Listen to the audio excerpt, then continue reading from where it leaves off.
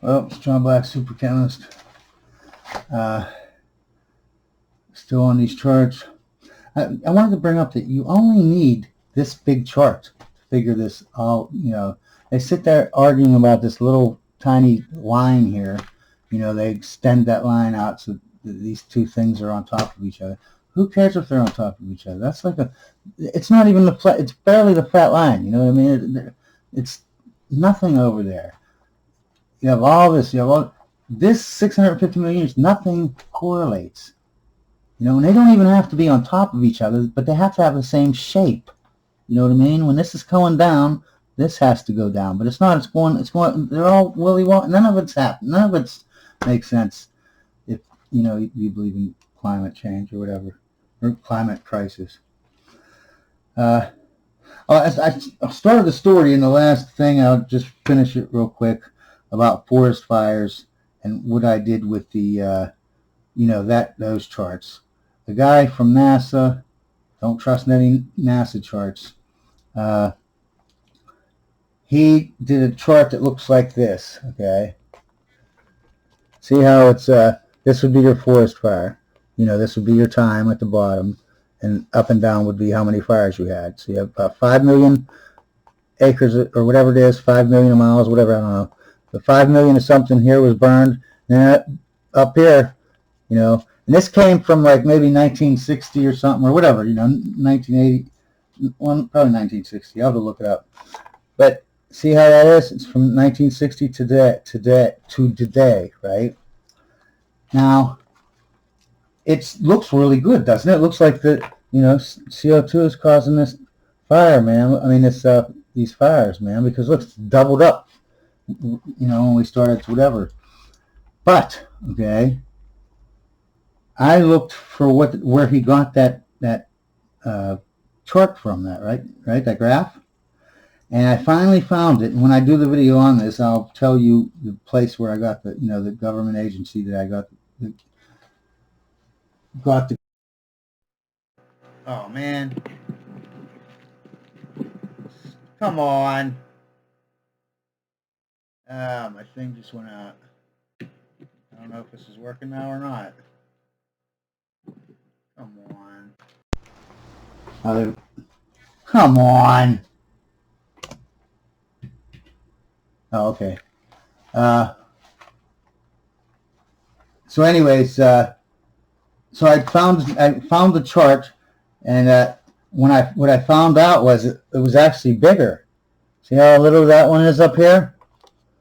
I want you to take this, right, this little here, and put it over here. Because what they did was they cut the graph right there, and that's what they showed everybody. Okay. But if you notice, this up here is 50 million. This is 5 million, 10 million. This is 50 million. That means right here is about 25 million. Everything above this is right here is 10 million. So all this. We weren't even doing. This is back like 1900 or 1890 or something. I can't remember. But we weren't doing as much CO2 there as we were today, and yet look at all these whatevers. And then you find out that also the reason why these fires started, like we had this long line of just having our fires at 5 million, then it went up to 10. Why did that happen?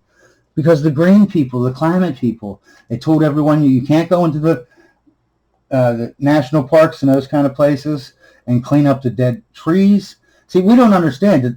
We think that the national forest is just some guy sitting there walking around feeding bears. No, they have actual crews and stuff to go in, clean out the shrubs. There's a lot of leaves and stuff like that in some areas that might be fire, whatever. Sometimes they take the dead trees out, you know what I mean? So that they, when it's getting too much kindling in there, you leave all the brush in there, you leave all the dead trees in there, they dry up, and guess what? They catch on fire really easy. That's why we've doubled our thingy. See, they caused the problem, and then they tell you we need money to fix it. But no, they don't need money to fix it. What they need is to stop screwing everything up. You know what I mean? Stop the lies, man. So you see what I'm saying about data manipulation? They're always you know, they don't just manipulate the data. They take little clips, like with Trump. You know, Trump will say, "I hate black people to be poor," and they will cut off the "to be poor" part, and they will only show the part where he says, "I hate black people." So it sounds like he's racist instead of saying. And then you go and look for the whole clip. And you're like, "Whoa, he said I hate black people to be poor."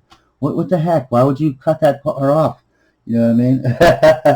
But yeah, they take a little bit of it, the part that makes their narrative go, and then they run with it. You know what I mean? Act like they're doing something. Like I said, you only need 600. You only need one graph. That was 650 million. This one. But to be thorough, you know, you actually need two graphs. I mean, if you want to be really thorough, you should also have a graph that is 150 years. Because between 1875 and 1900, we really didn't have that much CO2 production, and then when it started a little bit then, you know what I mean?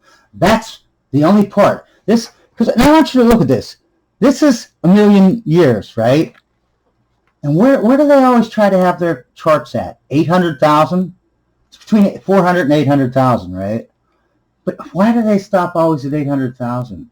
Because if they don't, they'll have to add in this big line. You know what I'm saying? That's why they keep the flat. They go all the way to the end of the flat line, and then they're like, "Oh, that's all the chart," because that's the only thing that corresponds or correlates. The only thing that makes it look like, you know, carbon dioxide and temperature, you know, are correlating. They don't correlate at all. You can see this is going up, this is going down, this is going down, and this is going down. Okay. But yeah, now it's going up, and then this is still going down. Everything is going. This is flat, and yet this is going up and down.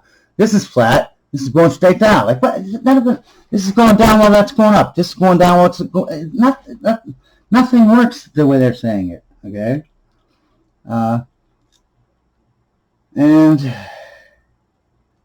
I wanted to bring up something about this chart because I'm going to go on to another chart that's 650 million years, you know, time. This chart over here is condensed, and then as you move over this way, it becomes less condensed. And by what I mean is, this part right here is a million years from that, a little bit past this flat line, right? That same amount of space over here is like 130 million years. So 130 million years for the same space as 1 million over here. Then as you move over, it's more and more and more. You know what I mean? Like this one's 10 million. You know what I mean? It starts getting more and more condensed. I hate that. The only people who do that kind of crap on a chart that I know of are these type of people that do the you know, the climate stuff and the whatever you call it. But anyways, I just wanted to let you know, because the other chart is not like that. It's consistent. If you have this much space here, you know, this much space over here, it's the same amount of time. Okay, and those other, you know, those 400 to 800,000 year charts that we were doing earlier in the other videos, those are Vostok ice core temperature and CO2 charts. Okay, and I think that's from Antarctica. But I wanted to say this: humans are not responsible for global warming. Okay, they are responsible for CO2 production. Okay, and as you can see, CO2 production does not make the temperature go up or go down. Okay, it doesn't. The only reason it correlates to right here is because the CO2 really doesn't move at this point anymore. There's nothing taking the CO2 out of the air, and there's nothing putting any CO2 in the air until we came along. That's where that uptake goes right there. Thank God. Thank God that we have that uptake. I don't. You can Google 150 parts per million, and everyone on the planet, animals and humans, everyone, plants, everything dies. 150. We are at 400 right now. Okay, but this million years or whatever that's flat there, right? 800,000 years or whatever. That there.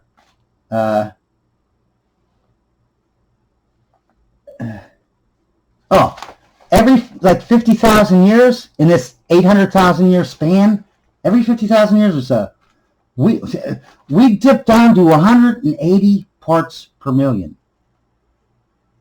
Okay, we die at 150 parts per million. It's only 30 parts per million away. Every 50,000 years for 800,000 years, 800,000 years, every 50,000 years, we dip down to 180 parts per million. Do you know how close that is to us dying? We should be getting on our hands and knees and thanking God that we went up to 400 parts per million. Because if we kept up this flat line going on, sooner or later something will take the CO2 out. So thank God we are putting the CO2 back into the air. Plants, and you can Google it, plants want 1,200 parts per million. That's what they want. And if you think I'm lying, why do greenhouses and grow rooms, like pot grow rooms, why do they pump CO2 into the rooms where the plants are? Why would they do that if there's so much CO2 in the, why are you dumping CO2 into the plants? Because they're suffocating. Our plants are literally suffocating. If I put you in a room that had 1/3 the oxygen you want, would you like it? Because that's what we've done to our plants. Our plants are getting 1/3 of this CO2, which is their air, to breathe. We take satellite pictures, of Earth and that. Since we started making CO2 in it, our planet has grown 40% greener. Because they like CO2. They can actually grow the more CO2 they get. And they just want us to go down to, we're at 180 parts per million. How many times is that we follow down to that level? And you don't just stay in that level for a day, you know what I mean? That's years, maybe, I don't know, maybe decades. Maybe even 100 years, since this is, a whole 100,000 years old, long. How many, it's like rolling the dice. And then we finally get something so we don't have to roll the dice, and everyone wants to stop it. But, let's see what else we got here. I'm running out of time again. Oh, and also, I want you to do this. Do this for me and yourself for the next 3 days, just once a day. Google, what ice age are we currently in? Right now, it says quaternary. We are currently in the quaternary ice age, which is an interglacial period called the Holocene epoch. And then it gives 3 things and lists as something. It says when it began, and the answer is 2.5 million years ago. Current stage, and then it says interglacial period. And then the next one is period. It ended like over 10,000 years ago, 11,700. But I wanted you, we are currently in an ice age, and we've been in it for the last 2.5 million years.